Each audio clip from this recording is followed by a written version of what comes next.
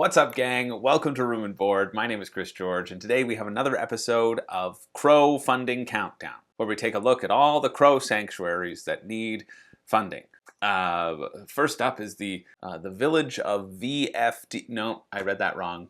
Yeah, that's my bad. It's Crowdfunding Countdown, where we take a look at all the games finishing up their funding for this week. These are your deadlines, where you can help smaller campaigns cross the finish line or realize that the stretch goals from larger campaigns certainly aren't worth their shipping cost. Or maybe they are. Who knows? I guess we'll find out. But first off, before we start, if you haven't checked out the video that I put out on Friday, it was my birthday, so I thought I would do something different and fun. I encourage you to do so. It's a cover of Childish Gambino's Freaks and Geeks called Geeks and Geeks. But in order to make it ridiculously challenging to write, I decided to make it alphabetical and cram in as many board game references as I possibly could while still making it make linguistic sense. It took me like 6 months to write and film and whatever. More like 20 months, my girlfriend from the popcorn gallery shouted from over there.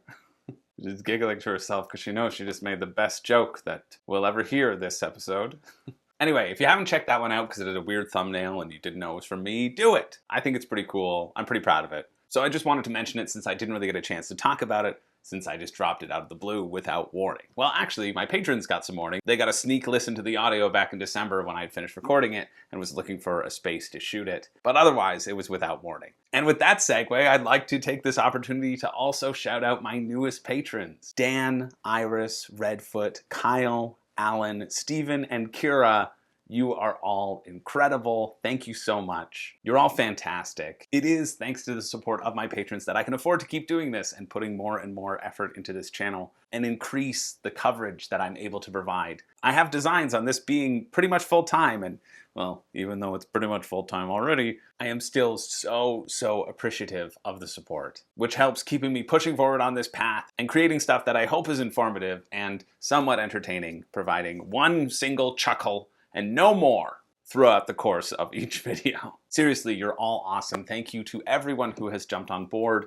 A couple of bucks really goes a long way. And hey, if you're a patron, you get access to our cool, fun Discord, where our ongoing board game deathmatch tournament is underway. This month's theme determining what the ultimate solo game is. So if you want to jump in there and throw a couple bucks my way, I'd be grateful. But if not, that's still okay. Thank you for being here. You're fantastic as well. And we do have a great community here. I feel blessed that this is the one place in the internet where I don't shy away from reading the comments, and I enjoy reading the comments. These are not your typical internet comments. We've got some really knowledgeable people talking about some cool stuff where we all get to geek out and share our enthusiasm about fun things. And what better place to be than that? Even as I desperately try to splash cold water on you and make sure you don't do fun things, as I would often do to all those horny teens under the bleachers. They didn't call me Super Soaker George for nothing. Although that was really because I wet the bed until I was 14 and I'm trying to reclaim that nickname for myself.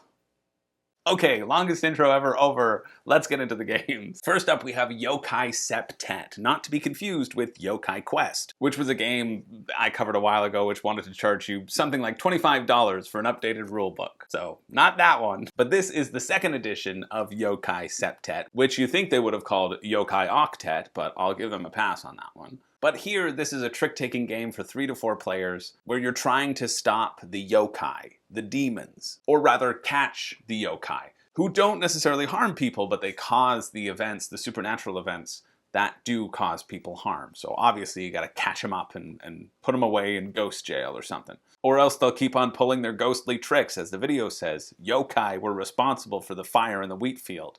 It was the yokai's fault that that lightning bolt hit my donkey. Yokai made my husband leave me. It was yokai. Yokai left the dishes on the counter one too many times. Anyway, if with 3 players it's a free-for-all, or with 4 players it's a 2v2, and the goal is to capture all of the boss yokai. They're the 7s, hence Septet, by strategically playing cards from your hand, and it follows the rules of any other trick-taking game. Someone will play a card, you must follow suit. If you can't, then you can play a trump suit. But one person or a team wins when they've collected 4 of the 7 yokais, or 7 of the 12 tricks, or if all 12 tricks have been played, then whoever won the last trick wins. So there's 7 suits with 7 cards in each, but what I think is kind of cool is that each suit has a different number range. So the wind Suit is 1 to 7, and then Earth is 2 to 8, and etc. And this one clocks in around $17 US, which is fitting because it is Naveen from Before You Play's number 17 on his top games of all time, which, what a great thing to be able to put on your campaign,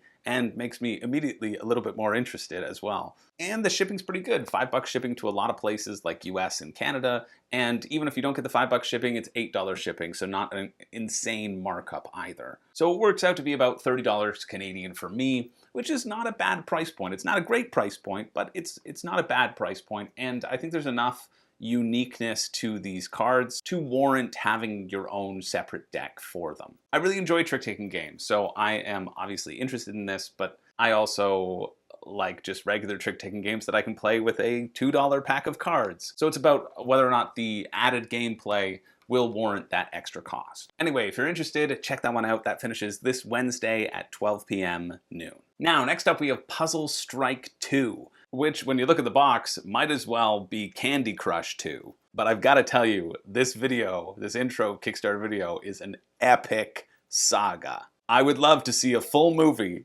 based on this game. Okay, fine, it's basically Lord of the Rings with one scepter of gems to rule them all, but it still looks pretty fun. And it is based off of a video game as well, so I wasn't wrong about the Candy Crush comparison. And likely this is the reason for the art style, which I'm not particularly drawn into, but I am drawn in by the mechanics. They do look good. I mean, also, let's be honest, I am particularly drawn into that the wisest fish of them all, their name is Argagarg. So there's that too. Just sign me up. And I like deck building, but the interesting part about this is that every time you purchase a card, you're going to be dropping gems into your little gem meter, which is along the side of your board, and if you get it too high, that's bad news. So you need to consistently manage that power level by destroying gems of the same type. And you can only destroy those gems if they're all in a row, so you're also trying to manipulate your little row in a sense to get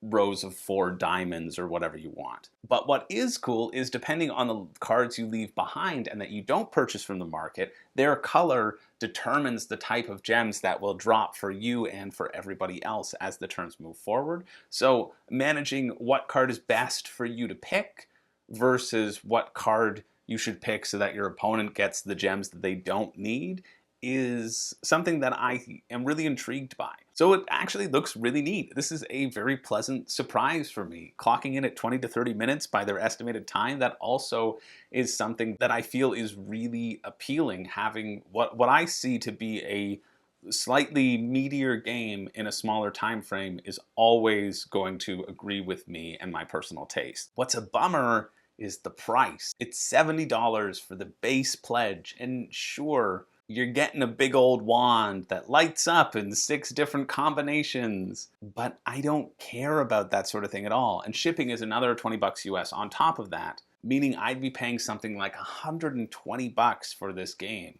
And that's just, I don't know, that's just too much for me. Even for a game that looks interesting, that just seems like too much for what it is, because they're really going heavy on this deluxeified components. It looks great and the components look really quality. That's really nice, but I don't know if I necessarily need that to enjoy this particular gaming experience. I mean, I know I say that and everything, so, you know, who doesn't want pretty gems? The other thing that concerns me is that they've raised $111,000 as of my filming this, but the creator has a note saying, well, we've unlocked all these stretch goals for you in advance because stretch goals are generally planned and we wanted to just show them all and show you what you're getting automatically, but we actually need to raise $200,000 for this to be feasible.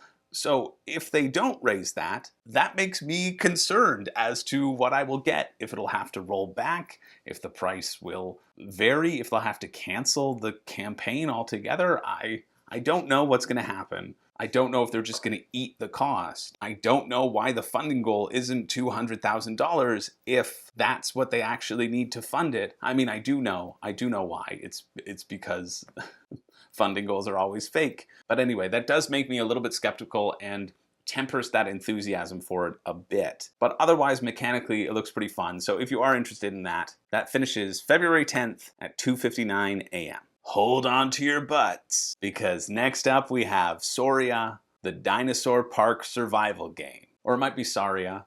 I think we pronounce it Sauria here in Canada. But this is a Jurassic Park-like game, but it's different from the upcoming Jurassic Park Legacy game, which looks pretty cool. Because in this one, it's not the humans' fault. Their park was working perfectly on this remote island that they were able to get for really cheap rent. But then Yokai made the volcano erupt, and that's what caused the dinosaurs to escape. But this one looks neat as well. The lava that's erupting from the volcano is going to slowly take over more of the island, leaving you less room to explore locations, complete your secret goal, and eventually make it to the chopper or safety, the lava-proof areas of the island before the end of the game. It kind of reminds me of Survive Escape from Atlantis, but I feel like this one has a little bit more strategy than that. And I really do like that the majority of your points will come from completing your personal goals, which are secret. They're random, but they'll always be related to your particular specialty. So for example, the scientist's goals will always be surrounding around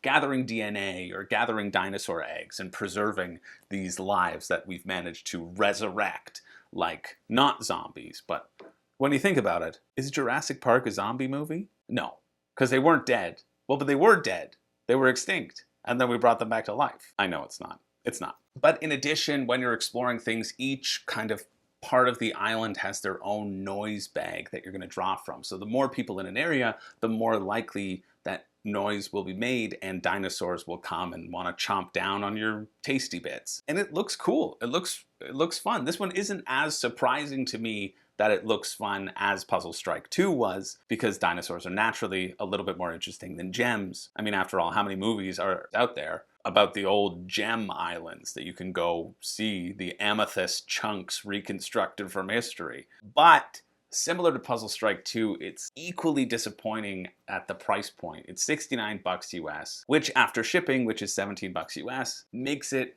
a little bit too pricey for my tastes for what it is. And it's tough because I'm thinking about it being at retail and what I'd want to see it on the shelves at. And this is also a first-time publisher making their first game, and these are naturally going to be a little bit more pricey than the other ones. So if this looks cool to you, Kickstarter is probably the only chance you're going to get, or the only chance for a little while. And this is exactly what Kickstarter is for, to support these sort of smaller creators. So I think this one definitely is worth a second look as well. And if you are interested, that finishes February 10th at 9 p.m. Moving right along, we have the second game in Crowdfunding Countdown about synchronized swimming, Sink or Swim. I still think Synchronized by Zeru Games is the better of the synchronized swimming genre, which I didn't expect to be a genre, but it is now. But for 20 bucks US, you can get a game that kind of reminds me of a bit of Space Team. Do you know, if you know that app, where you have to communicate quickly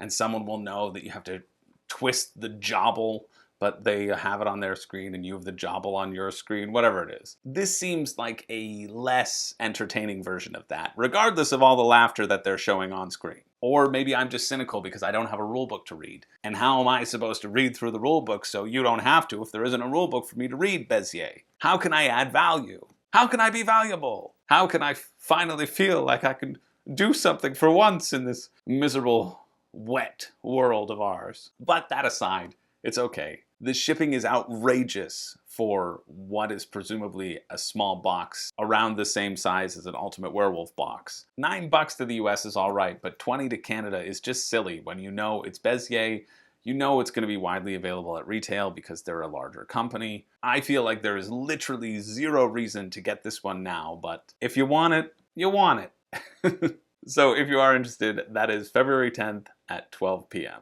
Now move over, Cuba Gooding Jr., because Snow Dogs the board game is here with Hike. You're going to assemble your team of dog sled dogs through drafting cards and then race them to get to the finish line first over a multi-day race. So first you're gonna have the drafting phase where you draft your dogs and your equipment, or extra care cards, which represent the time that you spend caring for your dogs and making them like you so that they'll actually race better, while creating the arrangement of your sled. I almost said bobsled. because some dogs, they all have different personalities and they hate other dogs. So you'll need to assemble this small little tableau puzzle because each dog will have a color on its border that must match with the color of the dog next to it, or else they'll get angry and run away. Although there's really only 2 colors, so it's not horribly difficult, but it just adds that extra level of planning. And so each time you take a turn, you get to reveal more cards to draft, you get to reveal more of the conditions of the race, because each dog is best at overcoming certain conditions. So you have to get dogs who know how to navigate that terrain and can tell the other dogs how to do it as well. It's 24 euros, which is $36 Canadian, plus shipping, which if you live in Slovenia, hey, that's great for you, it's only 4 euros. But to the US or Canada, it's an additional 14 euros, so you're looking at about $50 Canadian for this drafting game, and it's probably a little bit too much for me for what it is, although it does look mechanically really solid. I feel like that's the theme of this week. And also keep in mind, I generally don't like racing games, and this one appeals to me. So if it was around that $30 range to get a copy, I would probably be in, but for what it is right now, in order to get it to my door, it's a little bit too much. But something to look into. It does mechanically look better than I first thought it would, for sure. And so if you are interested, that is this upcoming Thursday at 2 p.m. Now, next up from BoardGameTables.com comes another Kickstarter. This one with more bags, more colors, and more fun. So they're offering their standard board game bags that they've offered for many, many years, but they've added a bunch of new colors, those colors, and they've also added a few new colors in the smaller size as well. It's $7 for a small zip up, what kind of reminds me of a grocery bag, but with a nice zipper that is in a cube that fits around 4 Ticket to Ride size boxes, or $59 US for a larger board game bag that'll fit 7 boxes. And if you didn't see my video on the 10 gifts to get a gamer for Christmas that aren't more board games, spoiler alert, this was my #1 of that list, and I love these bags. I really do. I got one for Christmas from my parents, and it was one of the best gifts I have received that is related to board games. And I'm cheap, right? This is something I never would have bought for myself because I'm like, yeah, I got a bunch of bags. I can just schlep them all and drag them down the street. But I often travel to a lot of people's houses to play games, and I like being able to bring a selection, and these, it's just really fun to have. It's cool. It's a nice size. It doesn't get too heavy, although walking down the street in the snow with my big backpack filled with townsfolk tussle, it was a bit of a strain, but I really think the quality on these is really good. And if you are getting one of the larger board game bags, throw in a $7 bag. It's cheap, you will use it, you can use it to up that selection to 11 games. Ooh!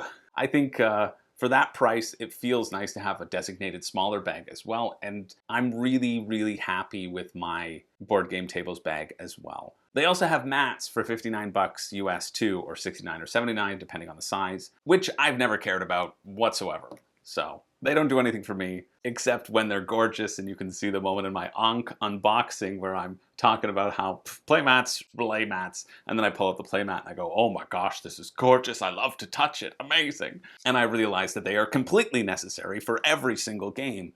But then also, like I was saying, I travel a lot to play games with people. And so I never take the effort of taking a playmat over with me because that's just a spot that the game could fill. So I'd rather my bag house more board game options than just a mat, because we all have a table. So you don't really need it. But hey, Board Game Tables, here's a $1 million idea for you. Just put a little thing on the side, like a water bottle holder, that can house a board game mat in your next design for your larger scale board game bag. I know, it is brilliant, and people would love it. And if you'd like to send me a couple free bags or an entire table because of that suggestion, well, I won't be opposed to it. But anyway, I would seriously consider checking this campaign out. You don't need it. You absolutely don't. But if you feel like getting a gift for someone or getting just a gift for yourself, because hey, it's year 43 of the pandemic, so treat yourself. This isn't a 5 reasons you shouldn't back. They haven't hit over the million. I can hype it up as much as I want. If you are interested, I think it's one that's worth looking into. Check it out. That is Thursday at 10:59 p.m. Now, next up, we have La Granja Deluxe. Deluxe, which looks like an incredibly gorgeous version of the 2014 game, ranked 192 on BGG, La Granja. I mean, it is certainly the largest version of the game, with the deluxe board coming in at 3 feet by 3 feet. For reference, if you chop me in half and put my pieces at a right angle and let my blood, drizzle out and fill in the rest, to fill in that square footage, that's the board. Just for reference, I know that the standard dismembered Chris is very helpful for a few of you. Psychos. Although, to be fair, that is for the La Granja pledge, because everything is better when it's bigger, and literally that's all it is. Everything is just bigger. Because really, why get head to mid-torso Chris by foot to mid-thigh Chris as a board when you can have the entire body? See, I like having the whole package. Oh, no. No, there's something really nice about feeling a nice big piece. Yeah. You and my ex-girlfriend both. But I mean, this looks fantastic. The video is straight to the point. They're giving the people what they didn't know they wanted until right now. Triple layered player boards, metal coins, all the promo cards in existence, modular expansions by acclaimed designers. It's almost like you don't need to know how to play it at all to desperately need it. Just look at all those Kickstarter buzzwords, huh? They're always speaking my language. Give me the nice See, I thought we would be free of him after that first appearance. Free of me? If it's free, I'm not interested. Oh. Get! I really thought he was gone. Now, mechanically, I hadn't looked into this before, but it seems like a really interesting puzzle. There are a ton of interlinking parts, which I'm not going to get into, but basically, well, no, there is no basically. It's very complicated. There are too many steps to cover, but you're going to try to harvest your goods, breed your cows, do anything that you would do on a farm, and then bring your goods and cows to market, take up the best spots in the market, and achieve your incredible market notoriety. I do particularly like the revenue phase, though, where a bunch of dice are rolled and then they are drafted by the players, and each number represents a certain good or thing that you're getting. They correspond to different actions, which reminds me a little bit of Grand Austria Hotel, which is only a great thing and makes me more interested in checking this one out. So yeah, it's gorgeous, it looks cool, but it can also be purchased at my local gaming store for $55 Canadian, instead of spending 113 Canadian plus shipping, which immediately discounts this for me. It's not even out of print. This is just the deluxe version. So it's not like it's coming back into existence like the Palaces of Carmen Carrera from previous weeks. But hey, if this is one of your favorite games and you feel like getting yourself an upgraded copy, you'll be absolutely able to sell your old copy to some cheap old chump like me. So, I could sell you my old copy for a song. Come on, sing for me. Sing me a pretty little song. You see, the bad part about that is it's actually a good deal. You know it. So, sing for me, my darling angel. Sing, yeah. So, anyway, if you are interested in that, that is Friday the 11th at 5:59 p.m. Now, next up we have Skate Summer, and right off the bat, I'd like to say how disappointed I am in Skate Summer. Their naming contest, they had a contest where you could name the skaters in the game, and the old hipster, which in fairness didn't look like anything that I wanted him to look like, couldn't be called Old Burglar Gary because it didn't fit into the 16 characters needed for the name, because it had to be 8 characters first name, 8 characters second name. And when you set yourself up for such a lofty, amazing game, such potential, and then it gets taken away from you based on an arbitrary text size count, well, it is pretty disappointing, I have to say. To be clear, Pandasaurus never made any admissions that they would call him Old Burglar Gary, but it is clearly the best name that could have been proposed. It was a beautiful dream, but now it is just a nightmare. Noah Comply, or Noah Comply, I don't know. I know it's reference to a skating trick, but Frankie Fresh? Come on. There were so many other better options. Hashtag justice for Old Burglar Gary. But on the other hand, it's Pandasaurus, and the last 2 games that I've gotten from them, Brew and Dinosaur Island, Roar and Write, are awesome. They really are. So I'm willing to cut them some slack on this one, but just know you're on thin ice. Anyway, the art in this one is radical. You're going to skate around the board doing trick combos by playing cards on your own individual board. but making sure your balance isn't off, you'll just eat the pavement and lose some of your fire trick status, which help you get more and more points. And you're also going to get points by running around the board and getting all 6 letters to form up the word skater. So you can finally become the best pro skater in the business. Anthony Eagle. That would have been a better name. Frankie Fresh. Come on. Anyway, the balance mechanic is really interesting. It's this sort of push your luck deal, which you can control somewhat. Whenever you play a card, you choose where to play it on your board, and that chooses if you're going to activate the balance to the left or the balance to the right. And as long as you're within a certain range, you're able to pull off that trick. But after everyone plays a card, dice are rolled depending on the number stunt that you're on, and you see how much additional balance you go one way or the other, which could push you over the edge. So do you keep on making combos, or do you land the trick and sail ahead to victory? But you do get to move more spaces on the board, the better your combo is. So I think that push and pull mechanic seems really fun and really interesting. However, they don't have a shipping chart. There's just a blurb that says they're hoping for it to be under $25 in shipping. Yeah, we're all hoping that. And the retail version has almost literally no applicable stretch goals, so don't get that one.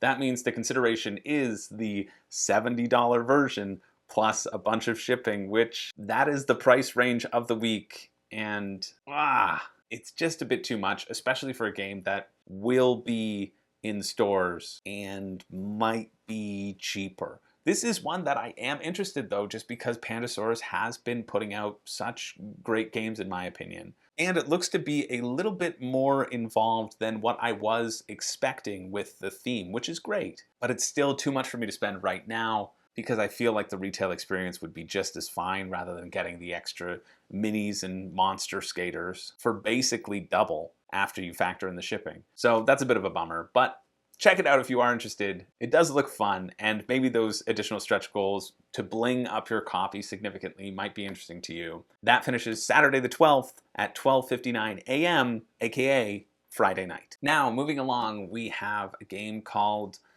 I Guess This Is It, which is a 2-player role-playing game about saying goodbye. You take on the role of 2 people who once were very strongly connected, who are standing before each other in that last moment before they part ways for good. And this theme and idea is really interesting. It's really touching. And the game is about working together to say as much as you can without hurting the other person's feelings before you leave. So some things will be said and others will be left unsaid. Now this is from Button Shy. This was the winner of their 18-card role-playing game challenge that they put out. And while I love the concept, I just hate that it's an RPG. And maybe you'll have some interesting conversations from it, but I don't want to role-play a breakup. Like I said, it's a beautiful theme, but I specifically avoid breaking up with people because I don't like this conversation. I'm just very neglectful and make us miserable for 20 to 30 years until we naturally drift apart.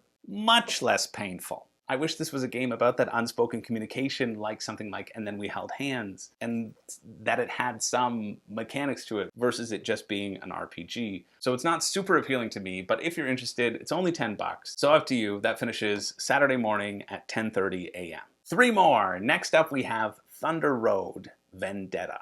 And this is one that a lot of people are excited about and has a lot working against it for me personally. I have no nostalgia drawing me in. It's from an original 1986 game.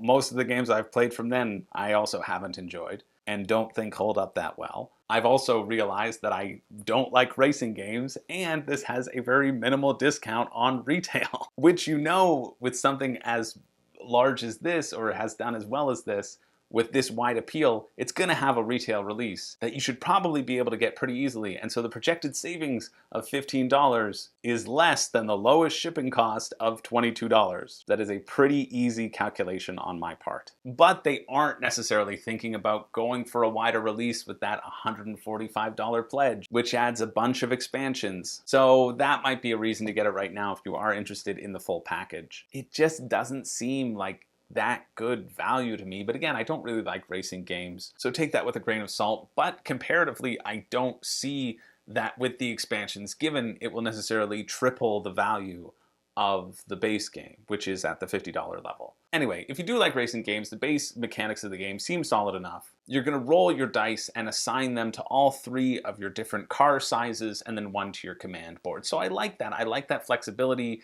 that little bit of randomness, but you are choosing how far each car moves. I think that's neat. And then if you're next to a car, you can shoot at it or smash into it and try to ram it off the road, or call in your helicopter to shoot it down dead.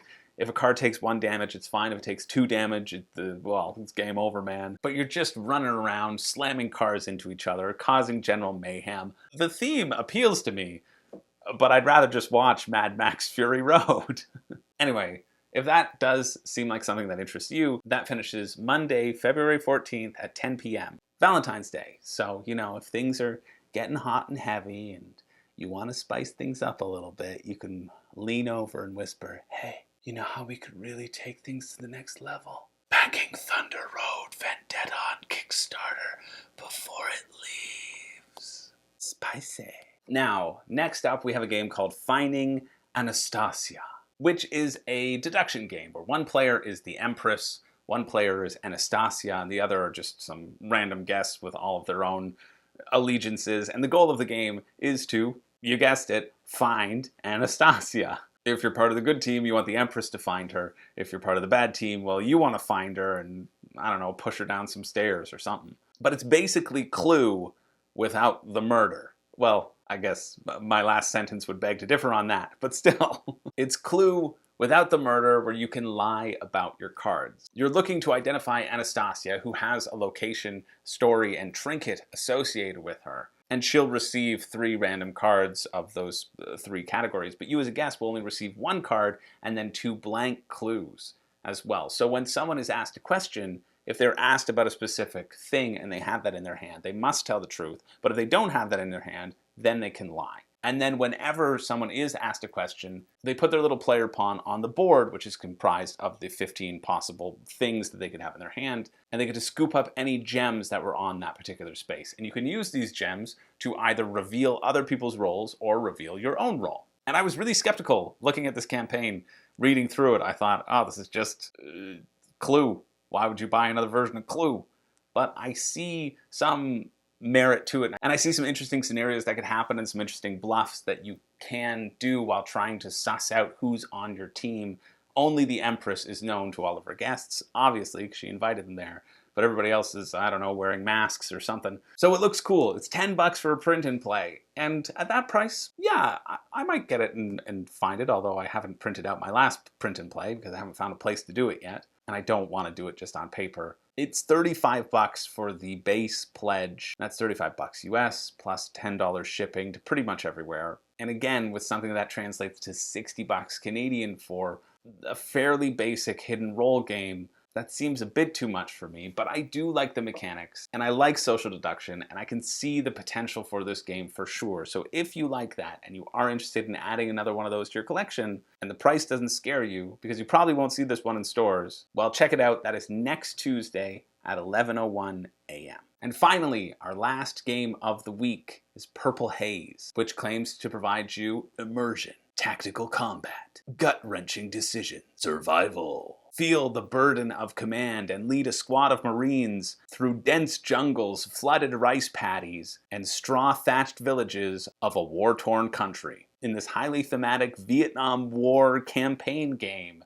for up to 4 players, or at least that's what the tagline says. But what is cool is that they have right at the top of the campaign page that 1% of all funds will be donated to the Vietnam War History Foundation. And I think this is really cool. I was thinking, looking at this game, I was thinking along the subject of war and of patriotism and war games and what the winning and losing sides retelling of the story looks like. And really about the question, war, what is it good for? And I came up with absolutely nothing. But hey, I think it's cool that they're donating to this, and I think it sounds like a pretty decent foundation, considering I don't know too much about the Vietnam War, other than all the movies set in its backdrop. But this is by Phalanx Games, who did Coalition back on Kickstarter last year, midway through the year. I think that might have been in the first Crowdfunding Countdown video, or close to it. And I remember being really close to backing that one because it looked really good. So that sort of publisher recognition intrigues me. So this is a part story creation, part tactical war game,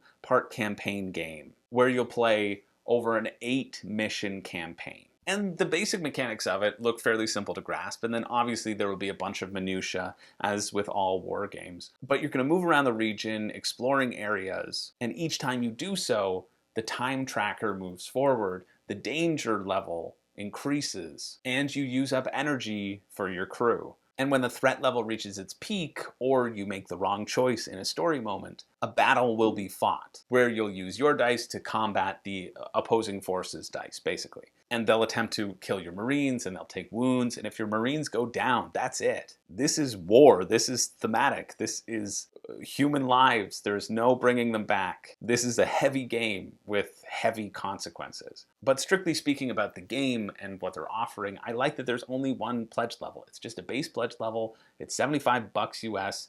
You're getting everything or you're getting nothing. That's it. You get all the stretch goals, a free expansion through Gamefound for pledging early, and you can really say, okay, is this going to be interesting enough to warrant getting now? It's a nice, clean campaign that honestly, if that description sounded any little bit interesting to you, it's worthwhile checking out. The artwork may be a turnoff for some because it's like a lot of war games, in which case it's just little square chits with what look like old computer game graphics of guns on them to represent ammo or whatever. But if war games are your thing, I think this is absolutely something you might be interested in. And while shipping is expensive, it's not outrageous. It's currently €15 as their reference point for most countries. But their current stretch goal is to lower the shipping cost by €1, giving their total shipping savings to €2. And I think that's just the best possible stretch goal to really affect everyone. And it might not seem significant. What's €1 or €2 off shipping? But it is significant when you have 1,850 pledges. Times that by 2, that's the amount of savings that they're attempting to directly give back to the backers in whatever way they can. And I just think that is such a great use of stretch goals and really makes it feel like they are organic stretch goals. Once those margins increase and they're able to produce the more copies cheaper, they can give some of those savings back to those of you who are supporting the game. And I think that's just fantastic. And I really wish more companies would do that. I like these gestures, even though they don't feel like they ever get to the point where they make a truly meaningful difference, but it is a meaningful difference. Even €5, $10 saved on shipping that the company is just going to cover. I think that sort of stuff is awesome. And I think they really should be commended for focusing on giving back to the community who is supporting them. So if you are interested in that one, that is next Tuesday at 2 p.m. And that's it. That's it for the week. Now, every week I do a pick for me and a pick for you.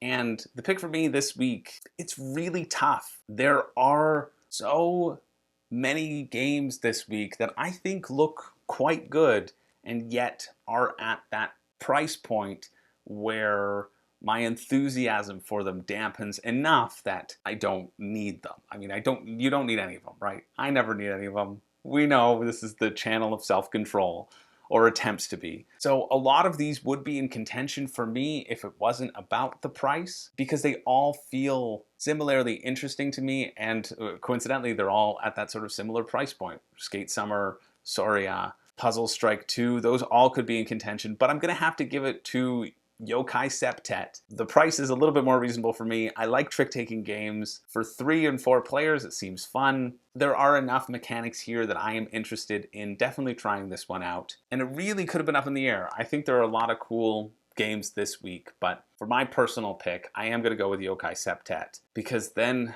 I can finally have an excuse for all the horrible things going on in my life, and maybe I can finally capture those inner and outer demons and find happiness once and for all. So that's my pick for me, Yokai Septet. And my pick for you is not a game, it is the Board Game Table's Board Game Bag. I really think that this is such a solid investment for if you're into this hobby. And I know pretty much everybody watching this is. So if you haven't looked into this campaign, really do so. I thought the price was a little bit too expensive because after it gets to Canadian, it's close to that $100 level, but it is a really nice thing to have. I really like having mine, and I hope if you get one, or if you haven't gotten one, they are really nice. They're just basic. It's just like a cooler. Honestly, it's not like you couldn't sleep in it. It's not a mattress, but it's durable enough. I don't know, you'd have to curl up pretty small to fit in that.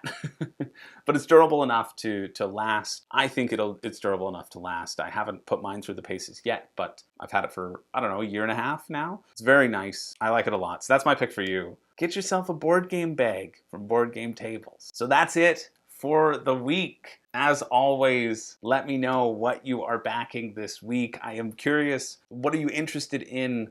Is there anything you're on the fence with that somebody else in the comments can convince you to take the plunge for?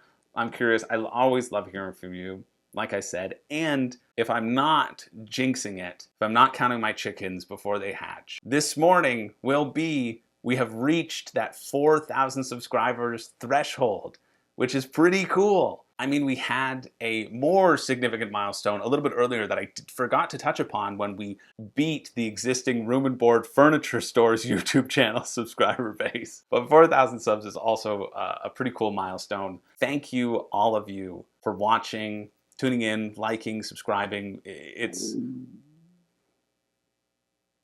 You may hear my stomach rumbling, and it's not because I had enchiladas for dinner, but it is because I am so overwhelmed with gratitude for all of you. It's really cool. Let's keep on keeping on. So thanks a lot. Once again, my name is Chris George. I don't have a catchphrase. I thought I would have one. The yokai took it from me. It was the yokai making my stomach growl. It was the yokai who changed the date on my calendar, Mom. I swear I didn't forget your birthday on purpose. Honestly, the Yokai Septet is going to come in very handy for me down the road. Maybe I really should pick up a copy. Anyway, I'll see you in the next one.